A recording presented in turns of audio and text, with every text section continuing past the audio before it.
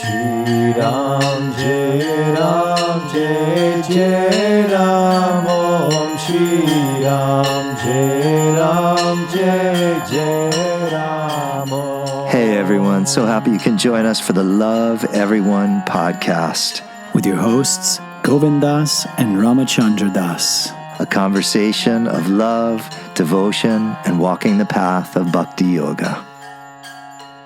Hey everybody, welcome to the Love Everyone podcast, episode number 5. It's great to be back with everybody. Great to be with you, brother Govind Das, here on a Mangalavar. Happy Tuesday, happy Hanuman Day to everybody. It's a rainy Tuesday here in Los Angeles. Feels like we're in Seattle. We had a little sunshine yesterday, but the clouds are back. Oh, I hear you, man. How's everything going, brother? How was your weekend? Oh, man, it was amazing. Maybe the best weekend of kirtan ever. I feel the same exact way. Oh, great. That's amazing. Did you have some kirtans in Seattle? Yeah, some kirtans. We also had kirtan school as well. Oh, great. So we were just, it was chalisas in the morning with you, and then just racing to the kirtan school. And then we had all day, and we had amazing food. We had Chef Jaya was there feeding us. So we had prasadam and played kirtan all day long, and then wrapped that up, and then went to kirtan, had a kirtan Saturday night, and then back at it again for chalisas the next morning. It was a little rough though, because we lost an hour. I felt that. I'm still feeling that. Yeah, but did you feel that after kirtan and then getting up for chalisas? I really felt that because I had kirtan at Yoga Soup in Santa Barbara Saturday night. Oh, So yeah. we finished our kirtan at 9:45. I had to pack up and didn't even get on the road till past 10. Got back at midnight, lost the hour sleep, and here we are. It was 7 o'clock wake up time to get ready for Chalisa. So yeah, I'm still feeling it actually. That hour takes a few days. Sure. But I mean, this is a good problem to have, right? It sure is. Oh man, I gotta get up for chalisas because I was up too late doing kirtan last night. Well, we had such a great weekend too. As I said, I was up in Santa Barbara on Saturday night for kirtan. Hadn't done a kirtan in Santa Barbara in probably 18 years. Figured that out. It's been so long. And then Yoga Soup, or where were you? Yeah, Yoga Soup. It's one of the older studios there. It's a fabulous studio. Yeah, I know it. And then Sunday we had our kirtan here in Marina Del Rey. And at the end of every Monday night kirtan, we used to say, that was the best kirtan ever. And then that's what I said to everybody at the end of kirtan. Every so often people show up and it's ripe and ready to go. And this is what happened on Sunday. People were singing so strong and from their hearts. And it was like that first response back you hear, you're like, okay, this one is on. Game is on here. And at the end of kirtan, I said, we used to have this saying that at the end of each Monday night kirtan, we would say, that was the best ever. But this kirtan, that was really the best ever.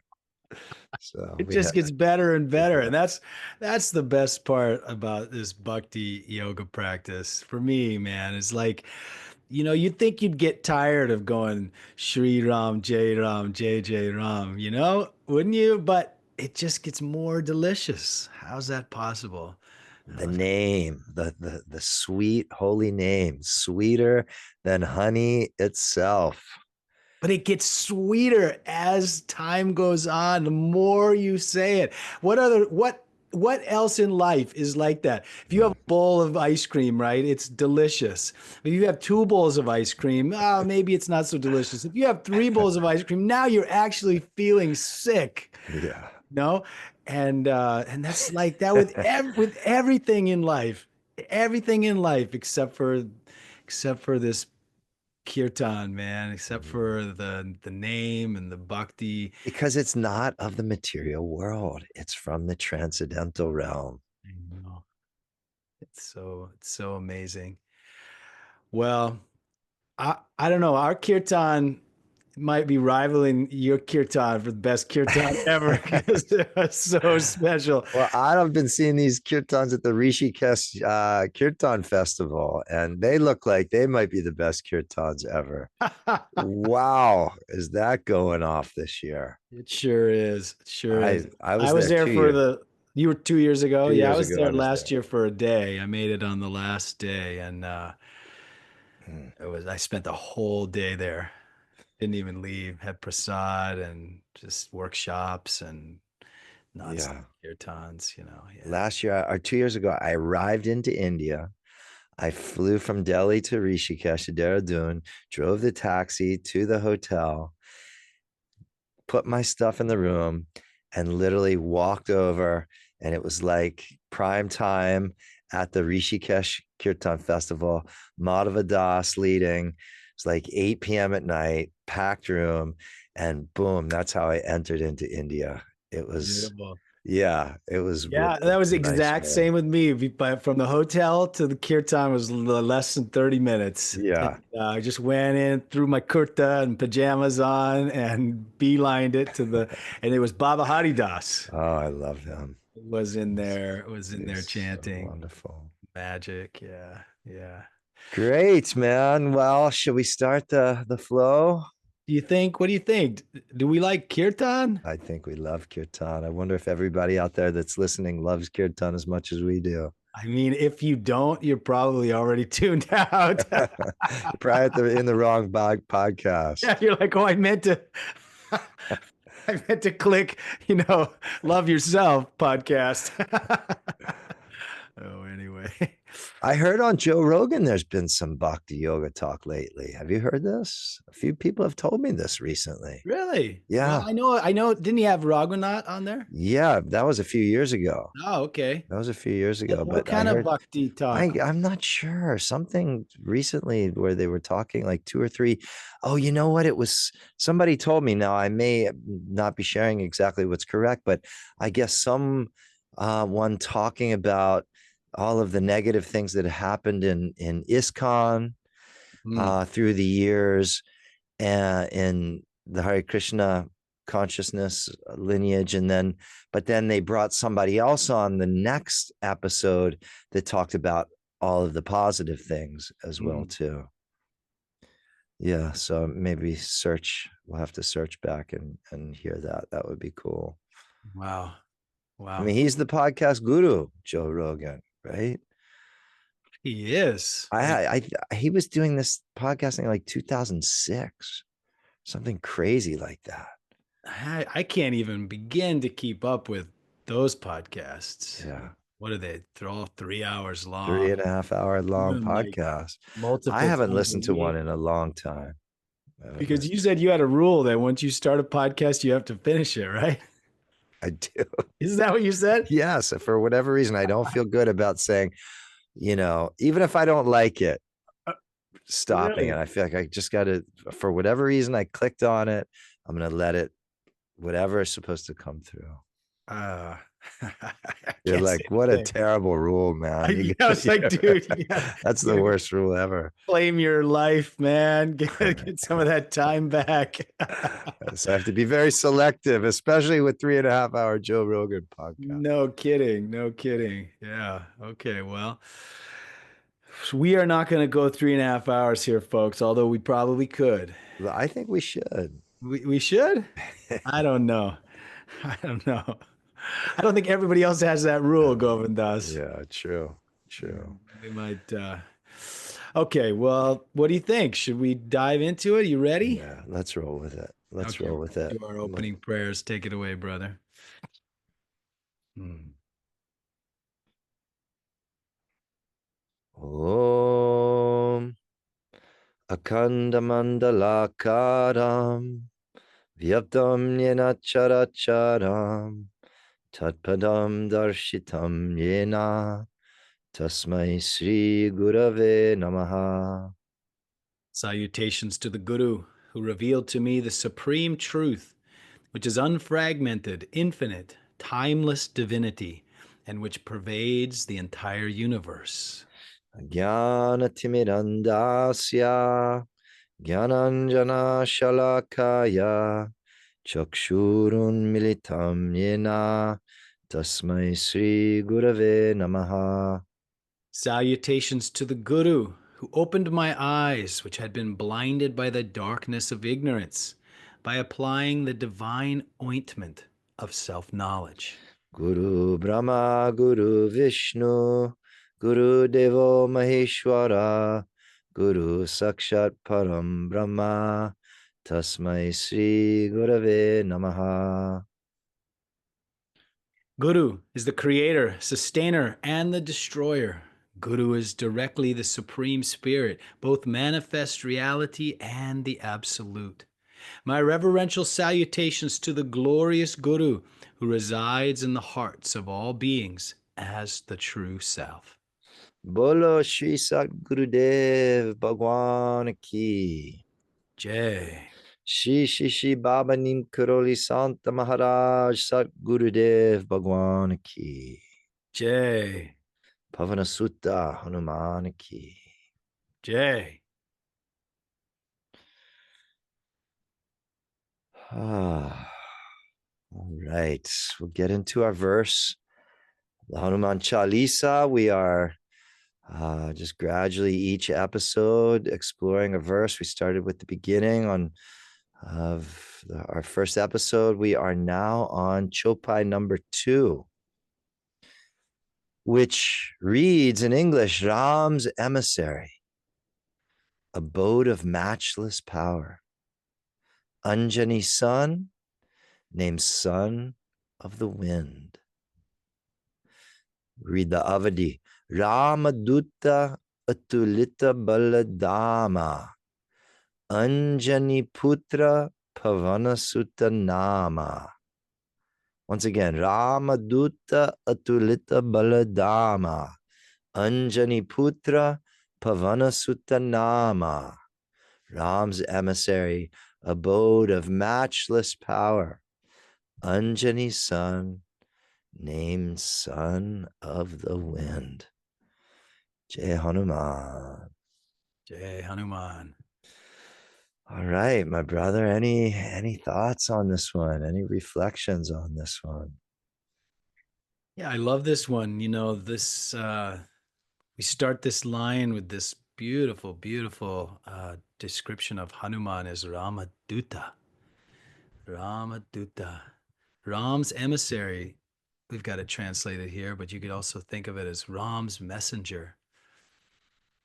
And, you know, it just, I think I was reflecting on this the other day in the Chalisa sadhana, but,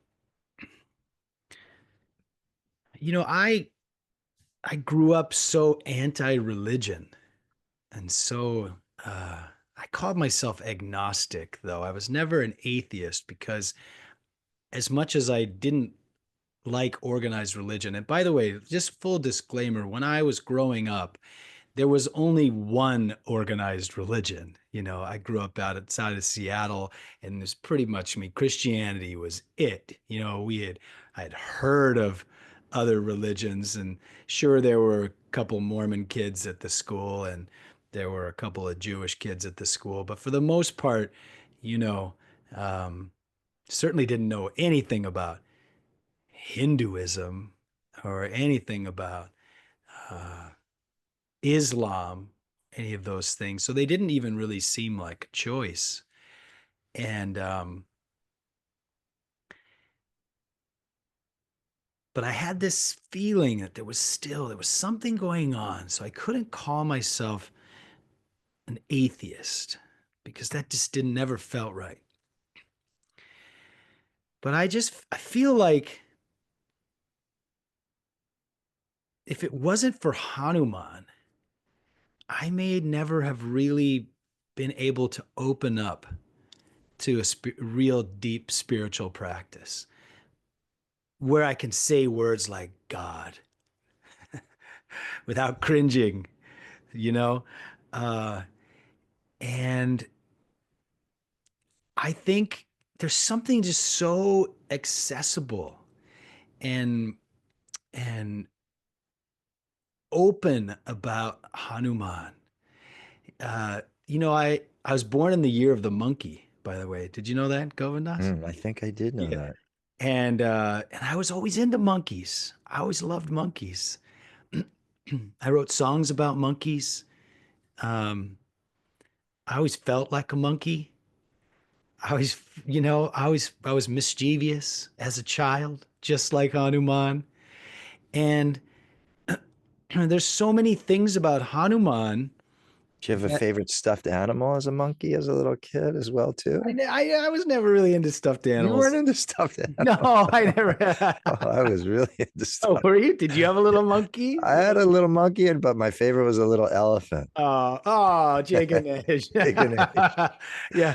So, I think it's interesting though. I was thinking about this, like Ganesha's the Lord of new beginnings, right? And Ganesha's kind of like, to me, feels like he's kind of like entry level bhakti, meaning like he's like, hey, let's start here, because especially for like us Westerners or people who are like coming from more secular lifestyle or from like even like an anti-religion kind of thing, like there's something so easygoing and accessible about animals, like because humans or like the deities, a lot of them, they look like God, or they're like a man, or they're like or they're a woman, they're a goddess, but they can bring up all sorts of stuff, like either like the nun who hit my hand in the school, or the principal who was giving me discipline or whatever. But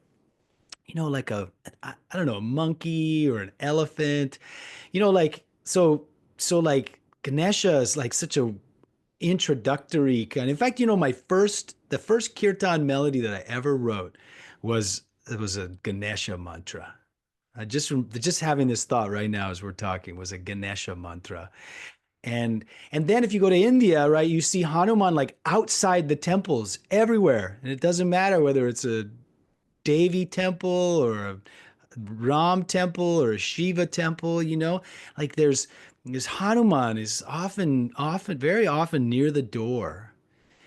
And uh, Hanuman, I know for me, I know Hanuman really brought me to Ram. He brought me to Bhakti. Uh, Hanuman was the messenger that came to me and said, hey, come with me. Ram is over here. And not to mention that Ram is over here, but I know that you are depraved and you have lived a horrible life. And Ram doesn't care. Ram still loves you, you know?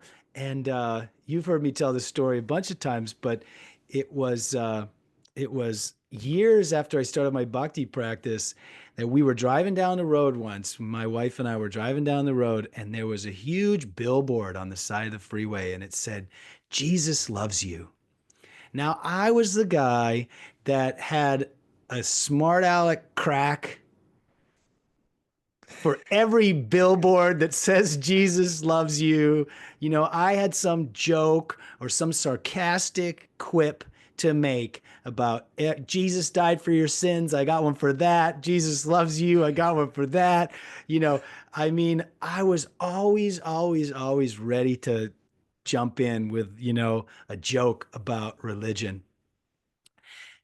And that day, though, when I looked up and I saw that sign, my first thought was, yeah, he does. And I was blown away. I turned to my wife. I said, you won't believe what just happened. I saw a sign that said, Jesus loves you. And guess what? He does. Jesus does love me. What's happening to me?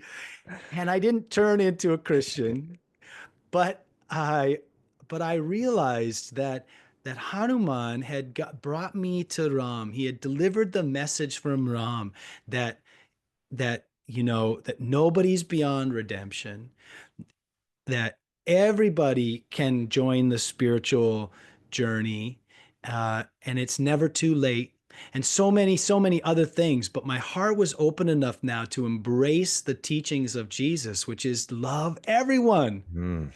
right? And Maharaji himself, who said to us, love everyone, also said that Hanuman and Jesus are one. Hanuman and Jesus are one. So, so this now, of course, Hanuman delivers many messages for Ram. His whole life is about delivering messages for Ram. And of course, there's messages that he delivers to Ravana and Sita in Ramayana. And there's all those messages from all the legends and stories about Hanuman. But for me specifically, the message was, Ram loves you. Ram is waiting for you. And he opened my heart in a way that I don't think any other deity could have done. If it hadn't have been a monkey, if it hadn't been a monkey with superpowers, I don't know if I would have been open to it. So anyway, that's what comes up for me. Has Hanuman ever delivered a message from Ram to you, Baba? Well, interesting that you're talking about how you got into this as well too. For me, I had been studying yoga for quite a few years. I grew up Jewish, but I never really wanted to do anything with spiritual. I never really wanted to do so much with Judaism. My parents made me have a bar mitzvah. And, what comes with that is going to Hebrew school every Tuesday, which is really interesting that I went to Hebrew school every Tuesday, every Mangalavar for years. Jai Hanuman. Jai Hanuman. So, but I always felt a connection to God. I really did. As a child, I always felt, my family wasn't very religious at all, but we would go to the synagogue on like the high holy days, Yom Kippur, Rosh Hashanah, these types of things. And what's really interesting, I remember, is, I would look around and pretty much everybody in the synagogue, at least for sure, all of the men, their heads would be tilted to the side, their eyes would be closed, and they'd be snoring. Right. And I'd be like, what is this? What, spirituality, religion, everybody puts it on such a pedestal, the most important thing in life. And everybody's just can't even keep their eyes awake and they go to sleep. And I was one of those people that was tired and going to sleep as well, too. Even as a kid, I remember this. But what I really remember is the moment the cantor would lead the spiritual songs. When the cantor would start singing these ancient tones and these old prayers, the hairs would stand up on my body. Mm. And I remember many clear instances where I would start crying because it would go so deep into my heart. And what I see now is those were the original seeds that were planted for the love of sacred music and the love of song as praise, song to glorify the divine, song as prayer. And what's really interesting is what have I dedicated my life to is song as prayer, song as praise, song to glorify God to glorify God as we know of as Harinam Sankirtan. So I traced that all the way back and it was like, wow, that's where this comes from. Because it really touched me deep when I would go in there. I would actually really look forward to it every year, that I could have those moments of deep worship through music and through song. Mm. Cut ahead to, many years later when I was first introduced to Ram Das and Krishna Das and Jayutal. I was like, wait, these are just Jewish guys that have just turned their devotion towards Hanuman. And I was like, well, I can do that too then. They like gave me permission. And so my parents were like, well, who are these people that you're following? I was like, oh, they're just Jewish guys that, have turned their devotion, towards bhakti, towards the God in a different way. And once they heard like, oh, that these are just Jewish guys, oh, then that's fine. There was no problem with it. They weren't going to think that I was a part of some cult or something like this. You didn't say they were just a bunch of Hindus? A bunch of Hindus. Well, that's what they called me, but they added a couple more words onto it. A Rasta Hindu. So anyways. So this isn't a cult. No, I don't think that. Well, sometimes they even describe it as a bhakti cult. You've heard that in the 15th, 16th century, the bhakti cults of India, but it's not used in a bad way. The word cult in that sense. Yeah. I think in the West we think of cult, and it's quite a scary word. Yeah. And interesting enough, one of my favorite bands as a teenager was the Cult. I loved the Cult. I loved the Cult. Did you? I did too. I was a huge Cult fan. I mean, honestly, like the music, I think about how much I loved music, even as a kid, and but one of the things I loved about, I was certainly, much of the music I was listening to would not be considered spiritual, unless of course maybe you're satanic worshiper or something, because Highway to Hell by AC/DC was one of my favorite albums. Me too. But Ozzy Osbourne was one of my favorites. Oh my God, yeah. I was super into the heavy metal and rock and roll. And I mean, now there were some bands though that, there was definitely like, that was a lot of my spirituality as a kid growing up. I mean, you look at the lyrics for like Grand Illusion by Styx and some of the lyrics by Led Zeppelin. And I mean, this is some profound spirituality in there. But what I was getting at, what I wanted to say was, it's no mistake, I think, that I'm so into kirtan, because one of my favorite things in all of my rock and roll experience was when you go to a concert with a band that everybody knows, and the band starts in on that chorus that everyone knows, and 20, 30, 40,000 people are all singing together. That's, for me, that was the highlight of going to a show. Yeah. Oh, that was the best thing, is when everybody would sing it together. Yeah. Isn't that magic? Yeah. And that's just kirtan, right? And that's kirtan. I mean, that experience, that collective experience. There's a word actually that collective.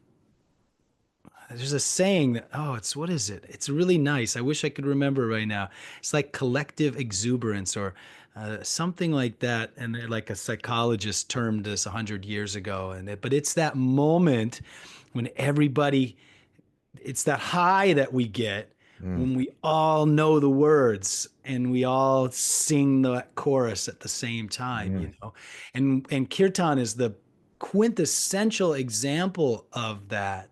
And we're back to kirtan. We moved right off the line. We're not talking about the line anymore. We're talking back about kirtan again. But hey, but Hanuman Ramaduta, he was a great musician as well. Absolutely. So to put all this back, you asked about, Ramaduta. For me, the message that he got is I can see all of this as Hanuman, the original Tuesdays. Being in synagogue, the Tuesdays, the Krishna Das, Ram Das, Jayutal, like that. This was just all Hanuman, just bringing me to the path of, love for God, Ram Bhakti. Yeah, I love that. That's as we get older and we look back on our life, especially when we are, trying to live in a dharmic way, um, you can start to see all the pieces, right? The things that happened that maybe were so traumatic, or you were like, I wish this had never happened, or maybe even stuff that's like just very subtle, like I got was walking down the street and I was super into AC/DC, and I was 12 years old, and Back in Black album had just come out. And I don't know if you remember that song, but it's got that like wicked guitar lick at the beginning, like dun da da dun da da dun, Of course. right? So, and I was walking doing my paper route one day, and I walked by this fence leading into a backyard, and I heard a live guitar playing that lick. I stopped in my tracks, and I kind of peeked over the fence, and there was a kid that I went to school with, this kid who had just moved from California, and he'd been there for just a couple weeks, and he's a long-haired surfer dude named Steve Mitchell.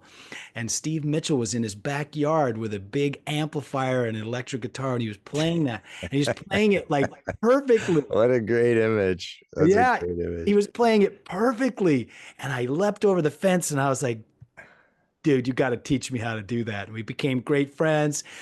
He taught me how to play that lick. I bought like a guitar at the used, at the Goodwill or whatever. And he started teaching me guitar. He also taught me how to smoke pot, but That's another story. Oh, we already covered that we one. covered that We on already episode covered 2, I that. think, or 3. But, and, but even that moment, right? Like if now, like I play guitar now for my kirtan, like it's a big part of my kirtan. All my kirtan melodies have been composed with the guitar, and the guitar became such a big part of my life. And if I follow the breadcrumbs, I can even say, oh, that moment was Hanuman saying, get in here because we got to learn how to play guitar, because one day you don't know it now, but one day you're gonna need to play the guitar, because you're gonna have to sing the glories of Sri Ram, and so Yeah, many moments. like that's what Kaustubha Das, on our friends over there at the Wisdom of the Sages podcast, he's been talking about this a lot lately, this ability to zoom out. And as you zoom out, you take yourself out of the drama, and then you can see it from a bird's eye view. You can see it from a bigger picture. I love that. Like, let's just zoom out so we can see more, and we're not so attached to everything that's happening in each and every moment. Anyways, I love that. But I was going to share one thing. A friend says, this was probably 15 years ago, Govind Das, I have a very, she was a therapist, and she says, I have a very, a very famous client that I would like to refer to you to, so you can start teaching yoga to him. But I can't tell you who he is, but we just have to keep this all very confidential, and show up at this time, at that time, and, start teaching him yoga. So I drive to wherever the location was, I think in Venice Beach, and, they have me wait outside. I'm just wondering, who is this going to be? Who is this going to be? I'm, a little anxious, a little nervous, like, who could this possibly be? And I walk into the room, and who's there sitting on a yoga mat is Ozzy Osbourne. And I ended up teaching him for like maybe 6 months, bunch of lessons, and that was really wild. Speaking about our love for hard rock and heavy metal, and Rock at the moon. yeah, that was like Crazy Train. I think I listened to Crazy Train Dude, probably more than any other song when I was in my early teens. for sure. Randy Rhoads, man, greatest Yeah. hard rock guitar player ever. That So Crazy Train. yeah. I never taught him kirtan though, but that would have been cool. Oh man. Hey, speaking of hard rock guitar players though, but have you checked out this Sammy Baller guy. Sammy Baller. No, I don't know. Heard of this guy? So Oh, is he's this Shiva Bomb's friend? yeah. Yeah, I have met that. I've seen him on Instagram. Have you? Yeah, boy, he's got actually, and he's a devotee of Neem Karoli Baba, Yeah. and but he doesn't hardly know anybody in the satsang. He reached out to Radha and Shiva because somehow he heard about them, and but this dude is like Randy Rhoads level guitar player, and he's written a song. Have you listened to the song that's like No, no. starts with Maharaji's Ram Ram Ram Ram Ram Ram Ram Yeah. Ram Ram Ram Ram, and then it's just like, and he comes ripping in with these shredding guitar solos and leads and stuff, and this whole song is an instrumental song, and it's completely dedicated to Maharaji. Oh, that's great. Yeah, yeah. Anyway, his name is That's great. I have to say though, I don't have much taste for hard rock anymore. I I don't know what it is. I think I just am so consumed with kirtan. Like that's yeah, pretty much all I want to listen to. Um, and I don't know, boy, this sounds just like judgmental or like egoic, but just like the vibration of it just doesn't work for me so much. I don't know. How yeah. about you? You listen to a lot of No, I don't listen to it a lot, but sometimes when I just need a little jolt, when you want to just jump around like a monkey. and I just want to jump around like a monkey. I I just don't know. was seeing I just jumping need. on the couches and listening to ACT. And Melissa's looking up. There goes Rob again. No, but not very often, But and I've certainly a lot of the bands that I was really into, like, don't do it for me. They definitely have negative vibrations and stuff, but I definitely I definitely occasionally I'll dig out something on Spotify, and Yeah. it'll usually be like I'll go listen to like a whole album of some one of my old favorite Mm, albums or something, like yeah. I mentioned earlier Styx, The Grand Illusion. I played that whole album Yeah. recently, and Sticks had a different feeling to it, exactly, well, in their Sticks, words, I mean, like, right. There was something even soothing to yeah. Sticks as well. For sure. Well, and they had such a variety as well True. of they weren't just it wasn't all just hard rock, Yeah. They had some beautiful ballads and Yeah. That's the stuff I like from Sticks. yeah. STYX. When my brother brought that album home, I was like, what is this, man? This is awesome. Yeah, it is.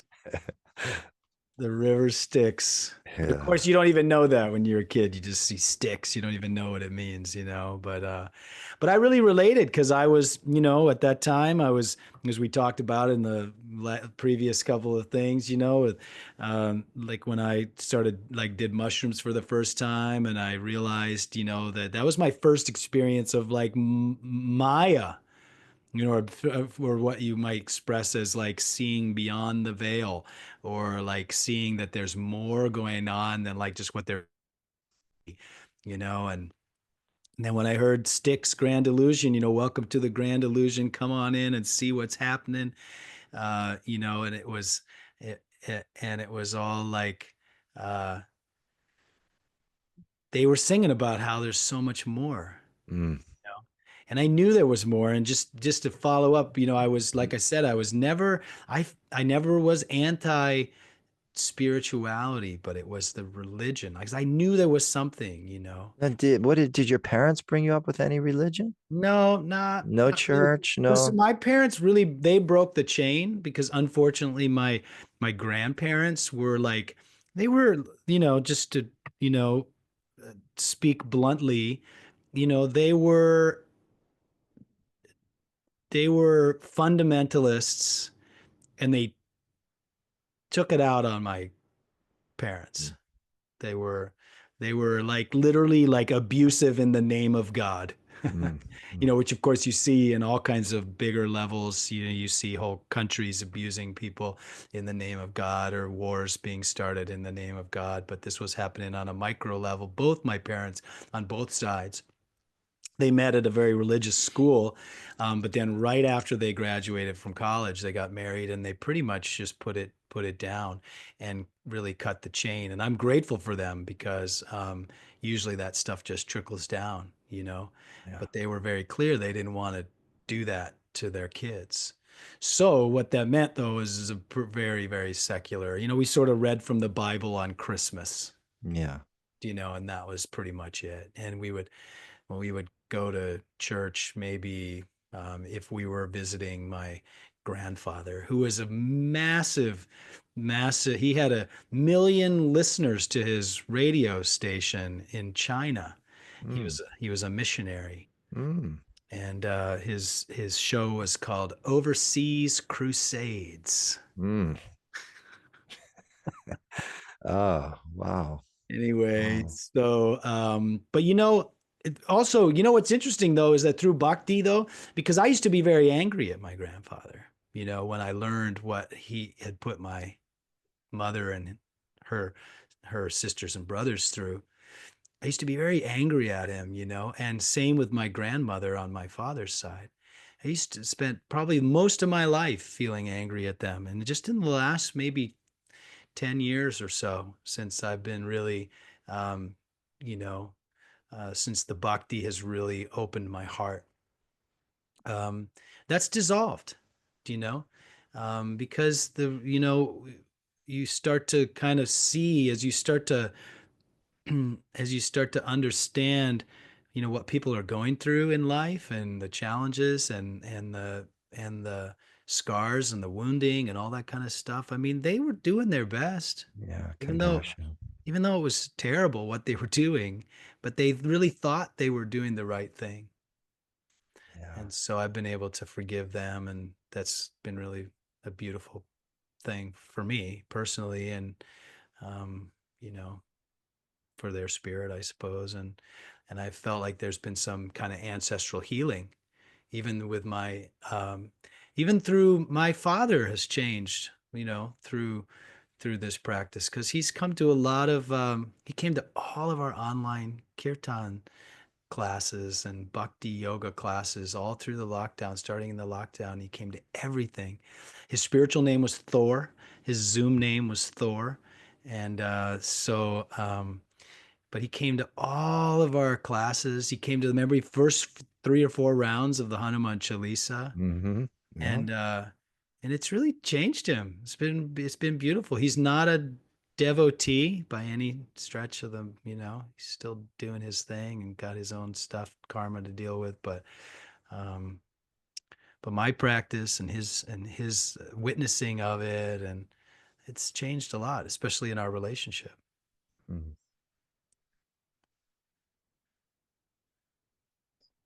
Huh. So, you want to talk any more about the line, or Ramaduta. Ramaduta. Ramadutta, Atulita Baladama. abode of matchless power? Power.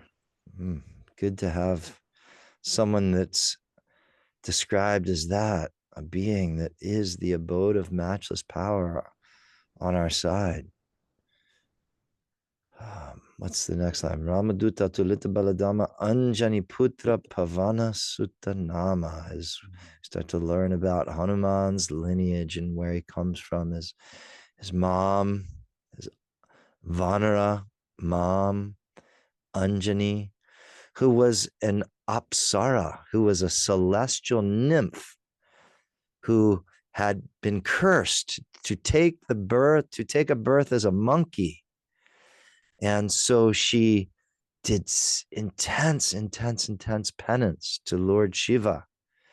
And I believe it was how was she going to escape the curse of the monkey? Was that through giving birth to a powerful son? Is Yeah, that I right? don't remember how she was gonna escape it. I do remember the part that she was cursed to take birth as a monkey. But I was just thinking about what you said about Kashtuba Das mentioning, you know, like stepping back a little bit, you know, Yeah. and you see this a lot in the Vedic Puranas, the stories of the deities and everything, you know, that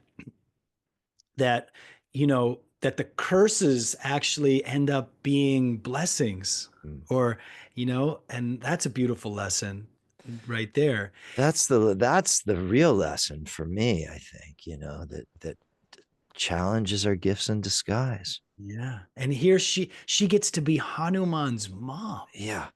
I mean, we've never heard of, name a famous Apsara who's even remotely as famous as Anjani. Mm.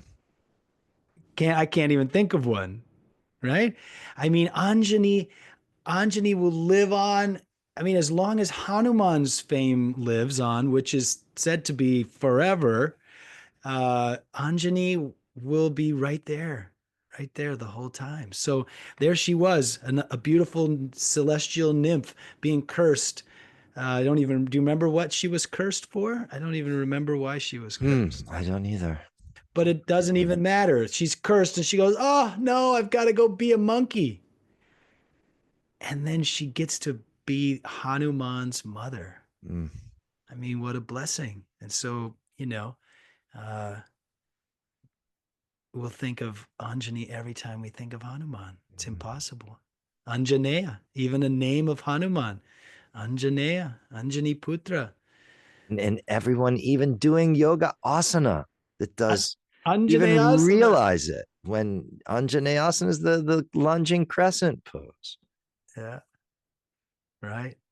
So what is a curse and what is a blessing, Mm. and blessings also curses in disguise. True. Think about like somebody who becomes famous and isn't ready for it. I mean, how many rock stars kill themselves with drugs or suicide or whatever before they're even 30 years old? Countless. You can't even think of them all. And it's like they weren't ready for the fame. Mm. So that blessing of like, oh man, everybody wants to be famous. Everybody wants to be a rock star. Oh, look, they are a rock star. They sold 1 million records. How lucky they are. Or And even someone that's blessed with lots and lots of money, right. right? And how that can actually be such a curse. Yeah. They don't have to actually work for anything in their life.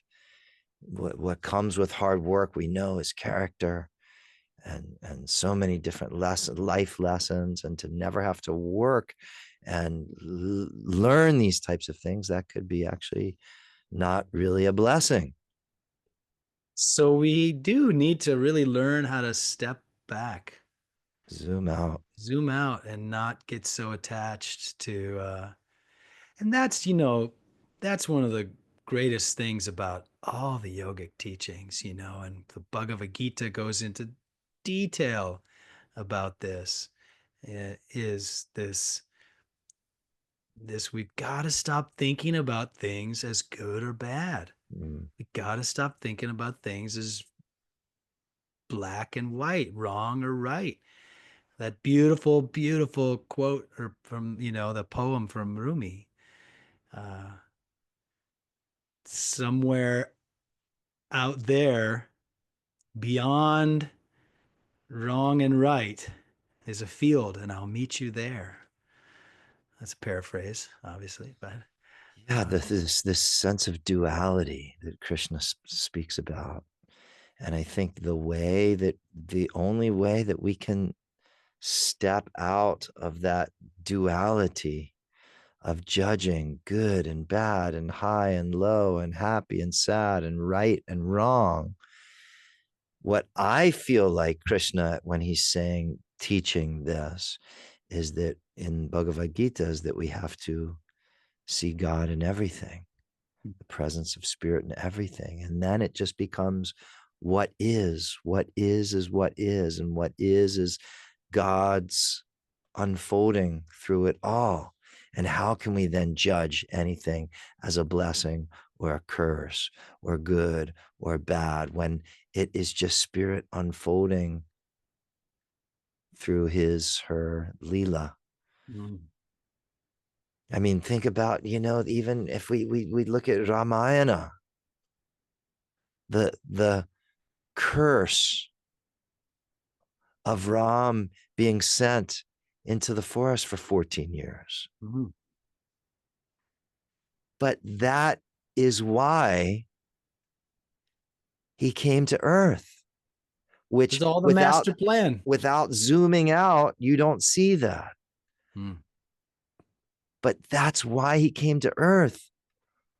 Through these episodes of him being sent into the forest and Sita being abducted and learning that it was Ravana that abducted her, that Hanuman jumped over the ocean so he could find where Sita was and bring the news back to Ram, to then take the army across the ocean to actually defeat Ravana. It's only when you zoom out that you see that this is the reason why he actually took incarnation, which is what we're still singing. How many thousands and thousands and thousands of years later, we're still singing Shri Ram, Jai Ram, Jai Jai Ram, Sita Ram, Jai, victory of the light over the dark forces in the universe. But from inside of it, you don't see that. It's just the play of humanity. Imagine if Ram had just said, "Sorry, Dad, I'm not leaving. I'm the king," and pushed him aside. Well, what good is that? Ravana would still be. Yeah. Yeah. Boy, it's really hard though. It's really hard though when you're in it, right? It's really hard, but I think that's our work, is to train ourselves. That's right. I mean, look, I just walked through this with the fires in LA. I just experienced all of this, where there was a part of me that was, as the news came that our home had burnt down, as I stood here from Venice Beach, seeing the whole city of the Palisades on fire, my human emotions were so strong. I had to just be with those human emotions. But there's that little part that we train ourselves, that this is somehow there's divine orchestration in this. Somehow this is a part of the master plan. And we can't always understand it. Ram couldn't understand it. He didn't know why this was happening. But I think as we do our spiritual work, that understanding, and still I was overwhelmed with emotion, even though I knew that there was a part that God's hand was in this, because God's hand is in everything in our life. I knew it, but I still had to just be with my human emotions, which were grief and sadness and despair and despondency and depression. And I just had to feel all of this stuff, because I think one of Ram Dass's strongest teachings for me that I've ever got is that we can't be phony holy. We can't spiritual bypass. We can't pretend, even though there may be that understanding in the back of the mind that God's hand is in all this. We have to just walk through our karma head on and feel what's most real. And those feelings were most real for me during that time. Now, 9 weeks later, 9 weeks today later, I can see what's happening and how this is orchestrating a whole new novel within my life. It reminds me of a thing we like to play with over here is this expression, "we'll see." We'll see. And it comes from that story. Ram Dass used to tell this story, but this is a famous old story. And there's an old man, and he has a family, and he has a little farm, and He's in a little village, and his son goes off one day and comes back with a, a Mustang. A horse. He has this wild horse with him.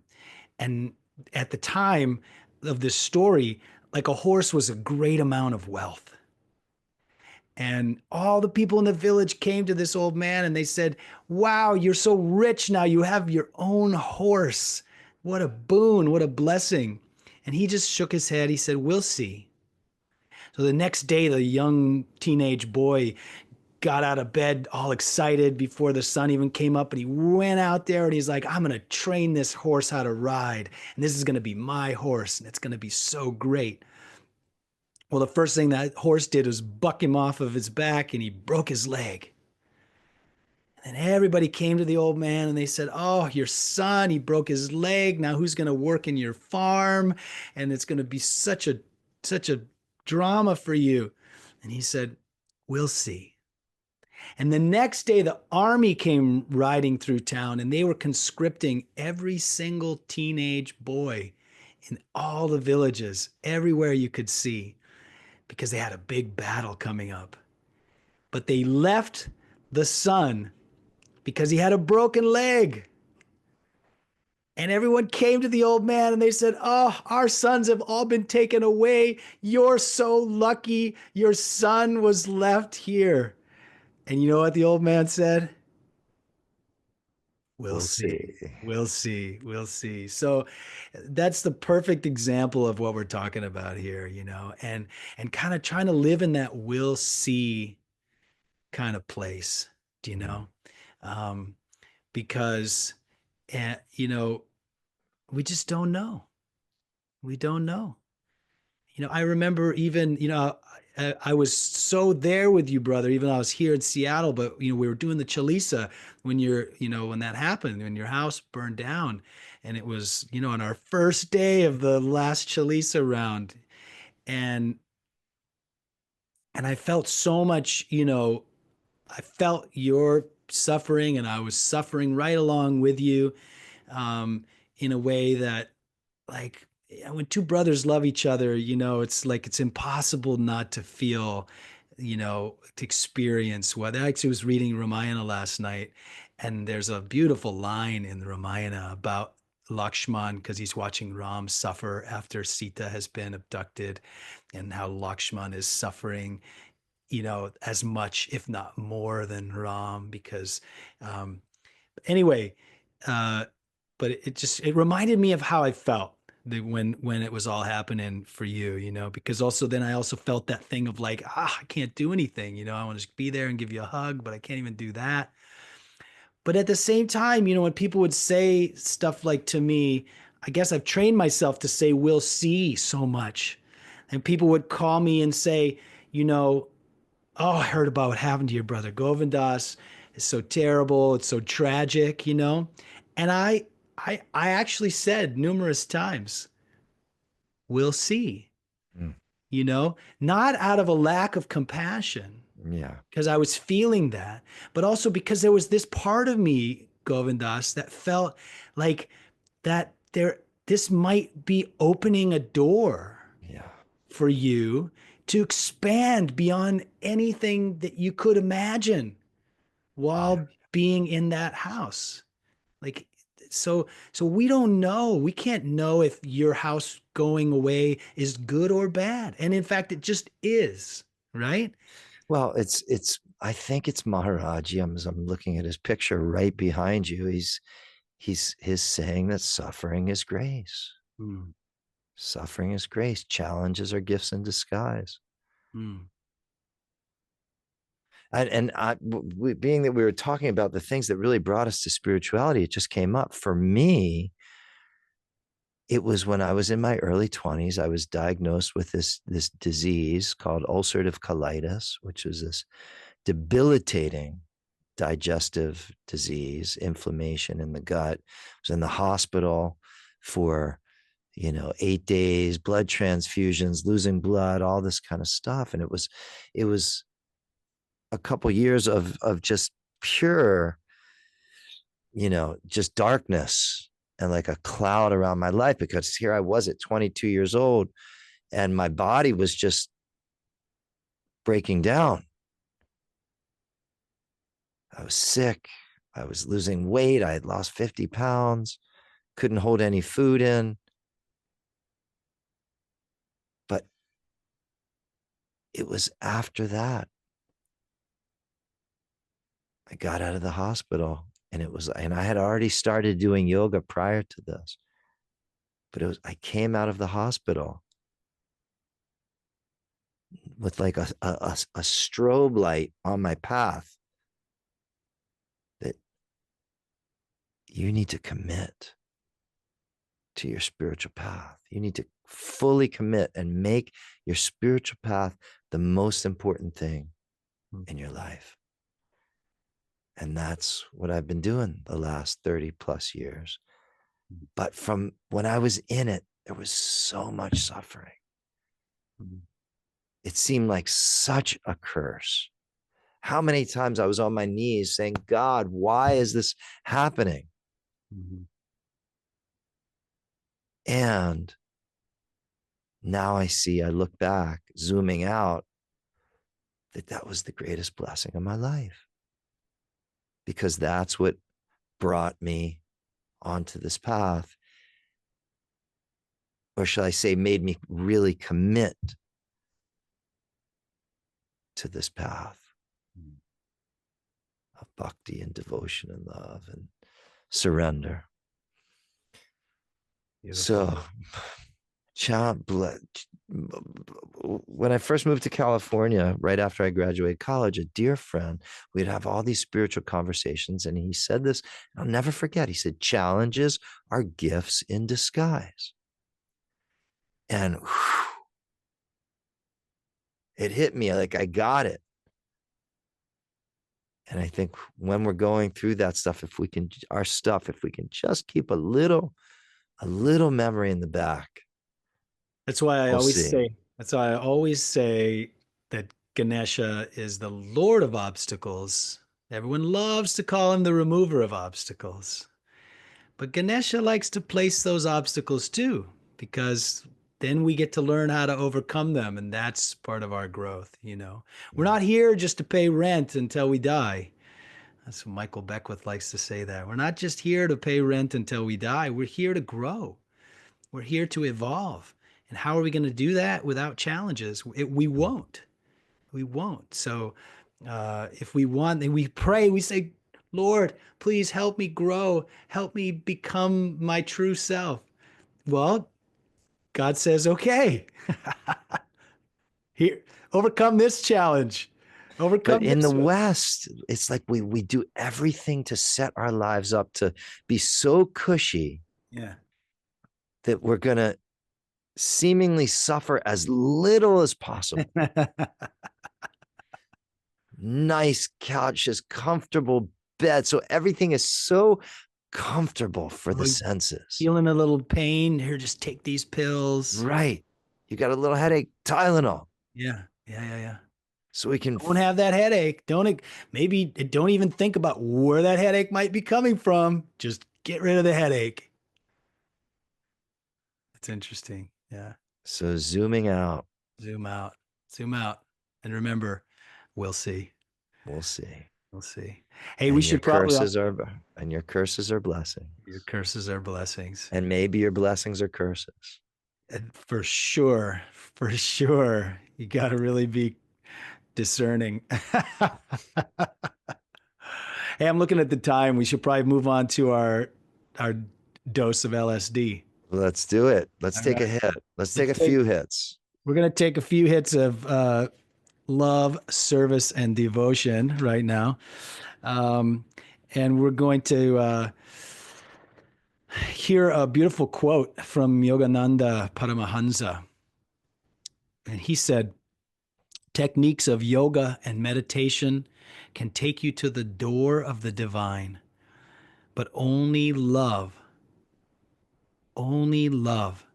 can open the door. One more time.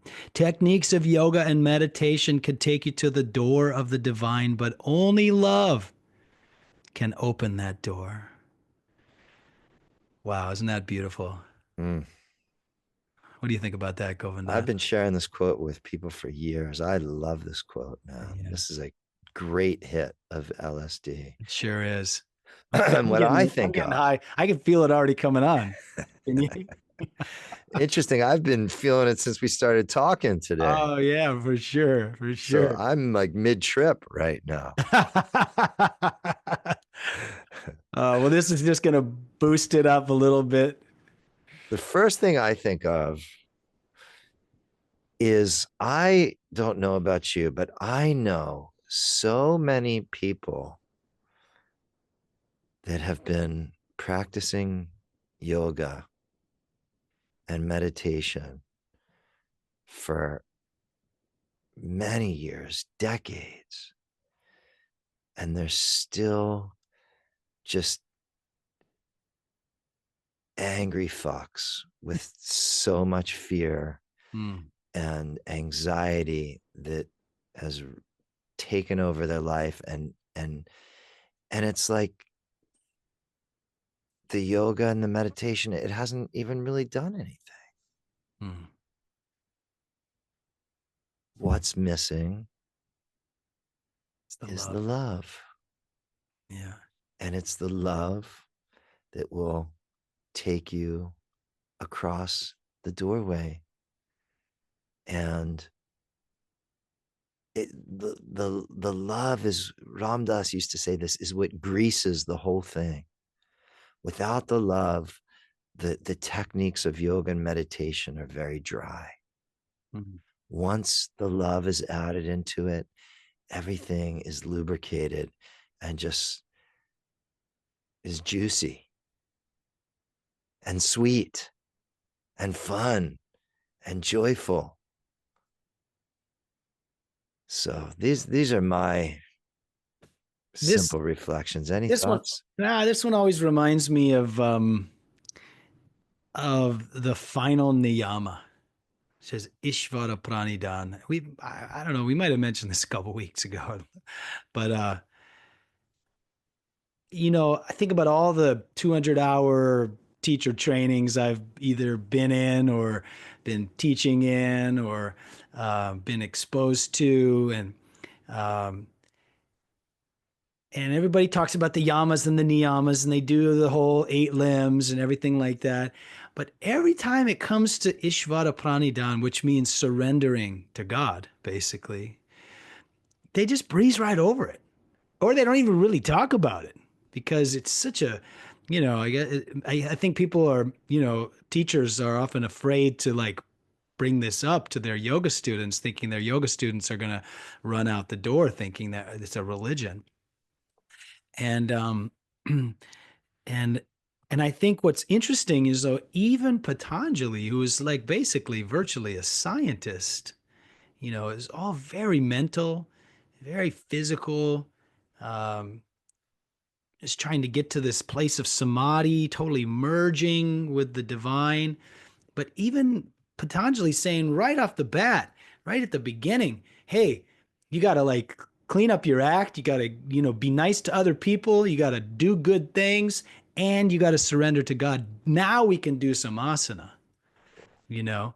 Um, and I feel like it's just one of those things that people want to think they can get there without it. And what Yogananda is saying here is no, you can't. You can get close, but you're never going to make it all the way without that love.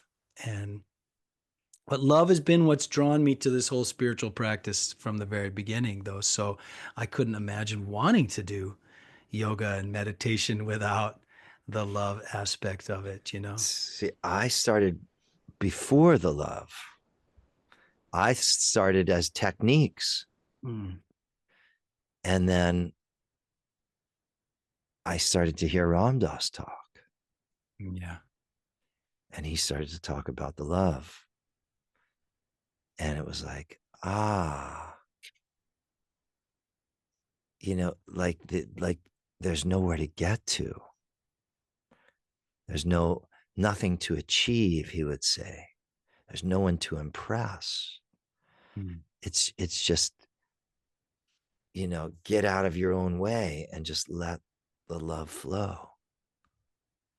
You hear things like that, and boy, that changes the whole perspective versus, all right, I'm going to do this many breathing techniques. I'm going to do 2 hours of asana every day. And at some point, my efforts are going to get me to a place where, the universe opens and I'm enlightened. Bhakti is so different. Yeah. Because it's not our doing. Our enlightenment comes, if there's any enlightenment, it's God's grace. God's grace. That's it. It's Guru's grace, really, is what's said in Guru Stotram. This is reminding me of when I first started getting into spirituality. I started going to a place called Agape Spiritual Center. I mentioned Michael Beckwith a minute ago. He's the minister there and the founder. But he was originally based in something called religious science. And religious science was kind of created by a guy named Ernest Holmes. And he wrote a very famous book called The Science of Mind. And this was essentially the first, like a self-help book of like the power of manifestation.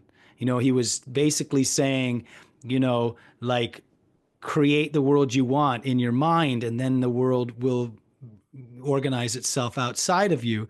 And Buddha talked about this kind of stuff we know, but this is it was called ancient wisdom.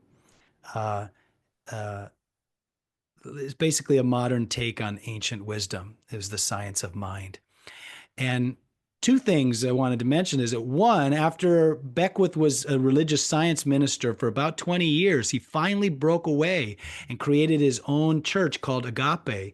And Agape means unconditional love, because he felt there wasn't enough love in science of mind, that he definitely recognized the power of all of this, these techniques, right, of meditation and mental equivalents and things like this. He recognized the power in that, but he also felt that it was missing the love piece.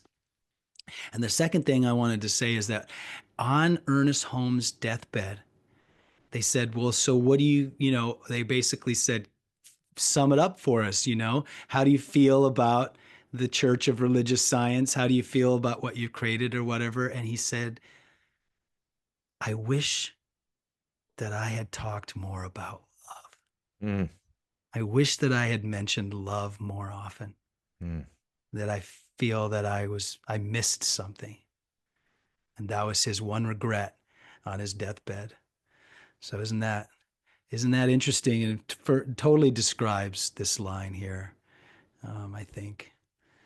Yeah. And, when I just like to even try to break this down for people that are like new to all of this stuff, and they hear love in yoga, I think that can be really confusing, because we so commonly have this association with love being this interpersonal kind of thing, and even transactional in some way, that I'll do this for you if you do this for me, and that's what love is. But when we bring love into yoga and spiritual philosophy, what does that mean? That the practices will take you to the doorway, but it's only love that opens the doorway. How can we get a little closer to this kernel, the deepest seed of what this really means? Like, what is that love he's talking about? And for myself, I think about when I'm turned and facing Hanumanji, And, you know, the remembrance that of these sentiments, these deeper feelings of affection and closeness to God, for the blessing of life that I've been given, that we've been bestowed a gift of all gifts, which is this human birth, which is, as you said, a human birth is not just to learn how to pay our bills, but the human birth is this ripe opportunity to know who we really are, to realize the self, to come to God. This is our curriculum in the human birth. This is our greatest opportunity that we have. And to open the heart in gratitude and say, thank you. And I love you because you, oh, who are creator supreme, who are known by so many names, you have given this blessing of a human birth to this soul this time around. And I just want to sit at your holy feet and pay my respects and gratitude and offer you sweets and offer you kind words and offer you glories and offer you praises. And everywhere I look, I want to see that your hand is in every part of my life. And I love you, God. Mhm. I love you with all my heart and my soul. You are the very center of my life.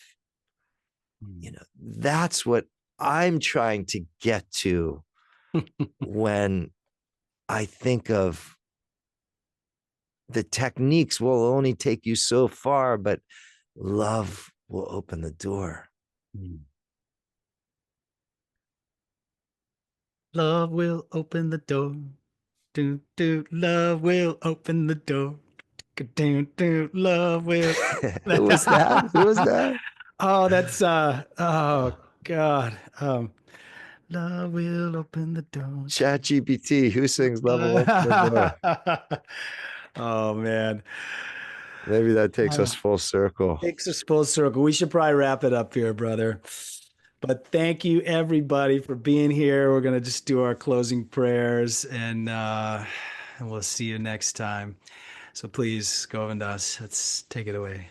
Wait, You hold go on a for it. second. You'll That's right. chant. I'm gonna start. I'm gonna chant everybody. All right. So Loka samasta sukhino bhavantu. Loka samasta sukhino bhavantu. Loka samasta sukhino bhavantu. Om Shanti Shanti Shanti. Hari Om. May all beings, including ourselves, be happy, be well, and be free from suffering. May all of my thoughts, may all of my words, and may all of my actions in some way contribute to that happiness, that well-being, and that freedom from suffering for all, including ourselves, including ourselves, including ourselves. Love everyone, serve everyone, feed everyone, and remember God. Thank you, everybody, for tuning in once again on the Love Everyone podcast. I'm Rama Chandra Das, here with my brother Govind Das. What a blessing it is to be together. Bolo Shisa Gurudev Bhagwan Ki. Yay! All glories to the most beautiful, the most high. Jai Hanuman. Jai Jai Hanuman. Shri Ram. Thank you so much, everybody. Ram Ram. Pete Townsend, Let my love open the door. Not the Who, just Pete Townsend. by Just himself? Pete Townsend solo track. Right Let on. my love open the door. I love that one too. That's a good one. All right, everybody. We'll see you next time. Thank you so much. Blessings and love.